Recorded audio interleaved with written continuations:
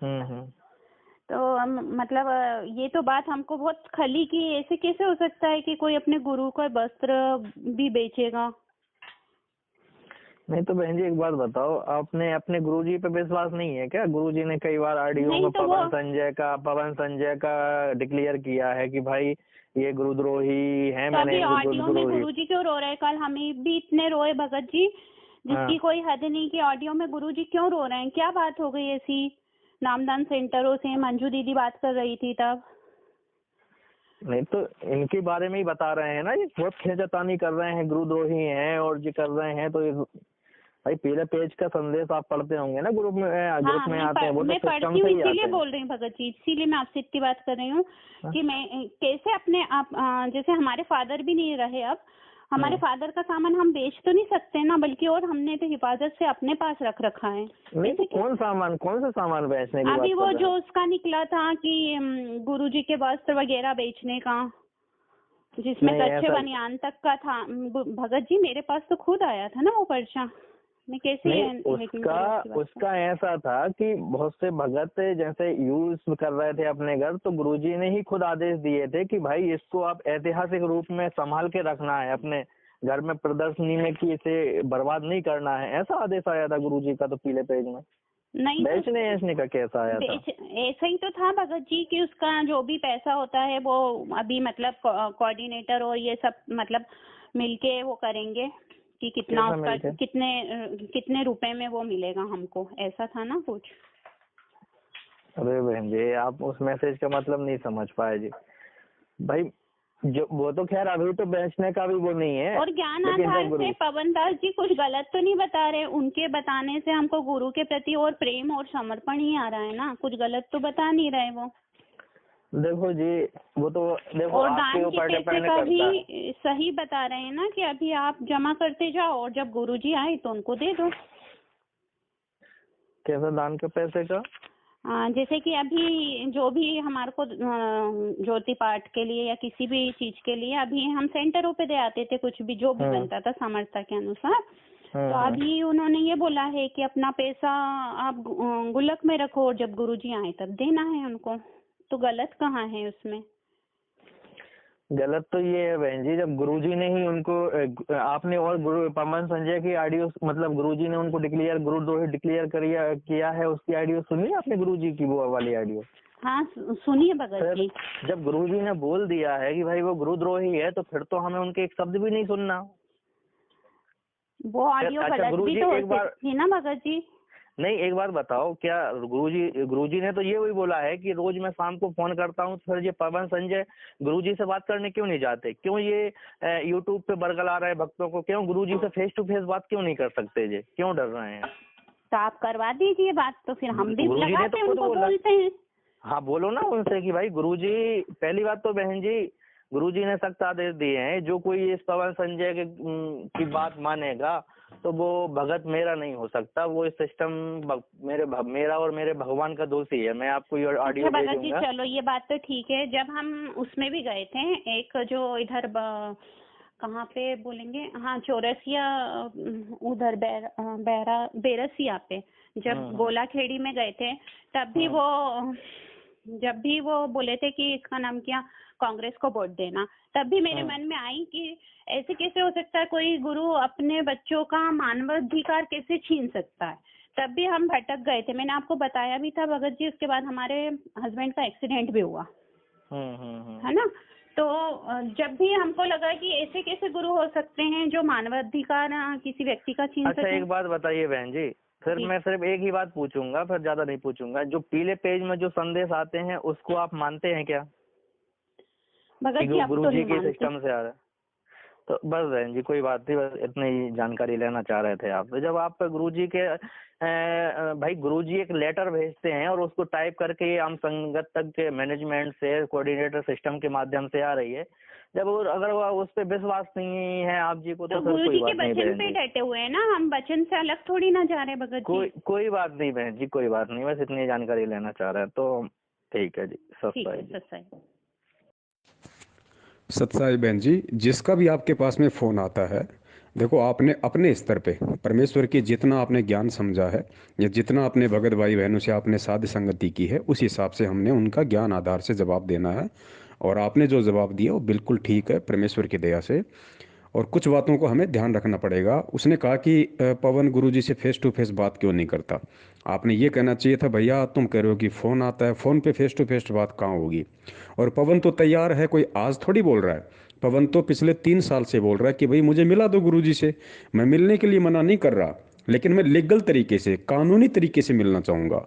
और कानूनी तरीके से गुरुजी के ऊपर जो मुकदमे चल रहे हैं चंडीगढ़ हाई कोर्ट के थ्रू, तो दास ये कह रहा है उनसे कि भैया मेरी आईडी ले लो, मेरी फ़ोटो ले लो, और क्या डॉक्यूमेंट्स चाहिए वो ले लो, और चंडीगढ़ हाई कोर्ट से मुझ पवन दास के नाम का परमिशन लेटर निकलवा दो। 1 घंटे में कम से कम मिलना चाहूँगा, साथ में मेरे 5 रिपोर्टर जाएंगे। और मैं जिस क्षेत्र में रहता हूँ वहाँ के पुलिस वालों को, मैनेजमेंट वालों ने लिख के देना पड़ेगा कि हम इसको लेके जा रहे हैं और सकुशल हम इसको वापस यहीं पे छोड़ेंगे। 3 बातें हैं, मुझे मिलने में कोई दिक्कत नहीं। बाकी तो ये गुंडे लोग हैं, मैं इनका विश्वास नहीं कर सकता बिल्कुल भी। और रही बात पीले पर्चों की कि आप इनको मानते हो या नहीं मानते हो, तो आप इनको यही जवाब दो कि चाहे पीला पर्चा हो चाहे लाल पर्चा हो, चाहे ऑडियो गुरुजी की हो चाहे किसी और की हो, हम उन्हीं बातों को मानेंगे, चाहे वो पर्चे में हो चाहे ऑडियो में हो, जो गुरुजी के सत्संगों से मेल खाएंगी। उस पीले पर्चे में जितनी बातें गुरुजी के सत्संग से और ज्ञान आधार से मैच करती हैं उतनी हमारे को स्वीकार्य हैं, और जितनी बातें उसमें गुरुजी के ज्ञान से मैच नहीं करती हैं वो बिल्कुल भी हमारे को स्वीकार्य नहीं है। इस तरीके से हमने इन लोगों को जवाब देना है, क्योंकि ये भक्ति बहन ज्ञान आधार की है। और देख लेना, ये जितने भी लोग जो वाद विवाद कर रहे हैं, इन सब का अंत में 2 ही अंजाम होगा। यदि ये लोग नहीं समझे और ज्ञान आधार से अपने आप को इन्होंने नहीं संभाला, तो या तो इनको काल उठा ले जाएगा, या ये इस पंथ को छोड़ के स्वतः ही दूसरे पंथ में चले जाएंगे जो आजकल आपको दिखाई दे रहा है। या फिर इन लोगों को, क्योंकि समझ तो बड़ी मुश्किल से आनी है इनको, समझ तो जब तक ये ठोकर नहीं खाएंगे तब तक नहीं आएगी इनको। कोई 2 4 5% ऐसे पुण्यकर्मी होंगे जो ठोकर खा के समझ जाएंगे, बाकी ये लोग नहीं समझने वाले। गुरुजी क्या किया करते थे, जितने भी संतों के विषय में परमात्मा सत्संग करते थे, तो गुरुजी का उन संतों के पाखंड की पोल खोलना, उन संतों के ऊपर सत्संग करना, गुरुजी का मकसद ये थोड़ी था कि भाई वो संत मेरी शरण में आ जाएं।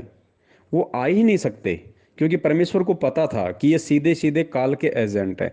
इनको काल ने स्पेशली पृथ्वी पे जन्म इसीलिए देकर भेजा कि ये मेरे मार्ग को अवरुद्ध करें, आत्माओं के अंदर भ्रमण और शंकाएं पैदा करें, तोड़ें इस यथार्थ 13वें कबीर पंथ की आत्माओं को।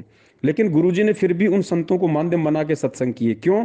क्योंकि उन संतों के पीछे जो संगत लगी हुई है वो परमात्मा की आत्माएं, वो बेचारे कुछ अज्ञानता में, कुछ भोलापन में, कुछ नादानी में लगे हुए हैं, तो उन तक संदेशा पहुंचाने के लिए, और वो आत्माएं वहां से फड़कें और फड़क के परमात्मा की शरण में आए। तो आप और हम सभी सत्सेवकों का यही मकसद है। ये नामदान केंद्र वाले कोऑर्डिनेटर, गुरुजी का कलयुगी परिवार, ये लोग नहीं समझने बहन। 1 2% समझ जाएं बहुत अच्छी बात है, वरना ये लोग नहीं समझेंगे, इनको काल ही उठाएगा अंत में। इनका और कोई हस्र नहीं है।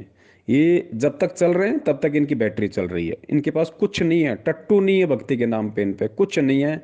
जितना इन्होंने गुरुजी की शरण में रह के, मर्यादा में रह के, जब तक इन्होंने साधना की, महीना 2 महीना, साल 2 साल 10 साल, जो जब तक इनकी बैटरी चार्ज है तब तक परमात्मा इनको छुएगा भी नहीं। जैसे कंस और रावण कितने कुकर्म किए, परमात्मा ने उनको छुआ तक नहीं, लेकिन जब उनका पाप का घड़ा भर गया, उनके पुण्य कर्म समाप्त हो गए, तो गुरुजी कहते हैं राम किसी को मारे नहीं, मारे तो हत्यारा राम, अपने आप ही मर जाएंगे कर कर खोटे काम। तो हमने ज्ञान आधार से चलना है बहन, क्योंकि जो बच्चा स्कूल में एडमिट होता है उसी के ऊपर स्कूल के नियम लागू होते हैं, उसी के ऊपर सारी चीज़ें लागू होती है। और जो बच्चा स्कूल में एडमिट नहीं होता है ना, वो चाहे बाहर गधे के ऊपर बैठ के खेलता रहे, टीचर उसको कुछ नहीं कहेगा। तो बहन, परमात्मा आप और हमें ही बात बात पे धमकाएंगे, बात बात पे परमात्मा हमारे लिए संदेशे भी देंगे, क्योंकि हम उनके बच्चे हैं।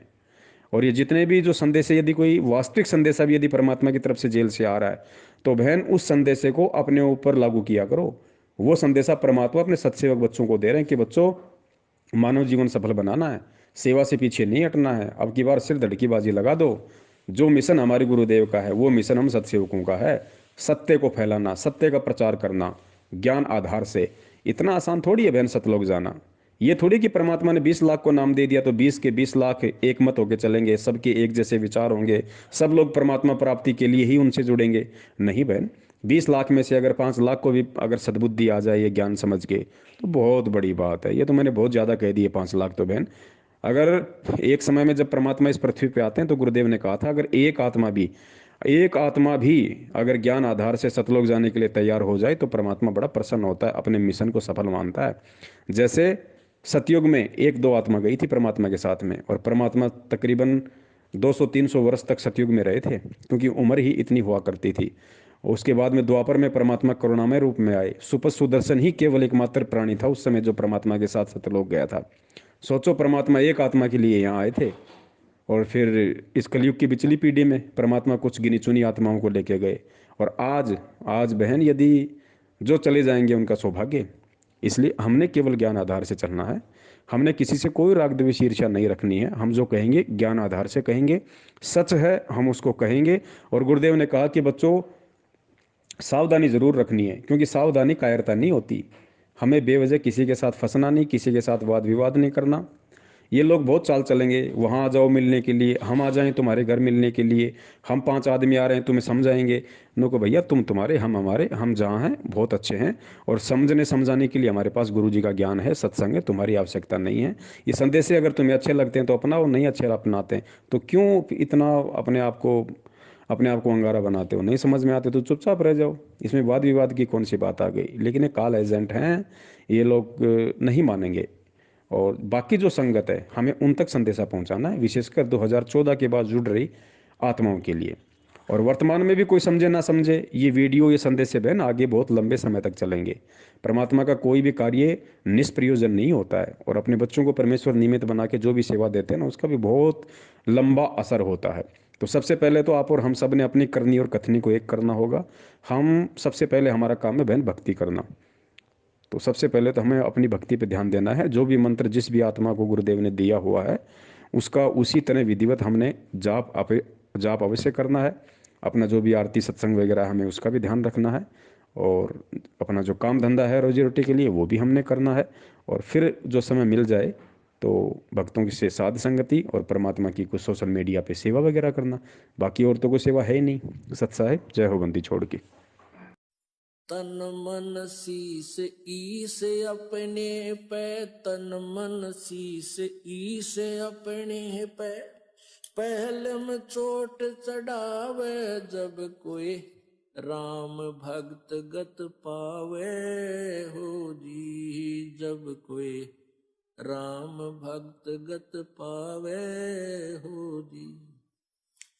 तन मन शीस ईस अपने पे, तन मन शीस ईस अपने पे, पहले में चोट चढ़ावे जब कोई राम भक्त गत पावे हो जी, जब कोई राम भक्त गत पावे हो जी।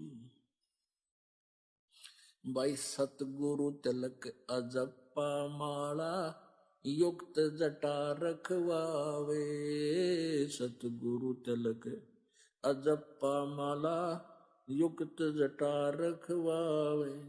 जत को पीन सत का चोला, भीतर बेख बनावे जब कोई राम भगत गत पावे हो जी, जब कोई राम भगत गत पावे हो जी।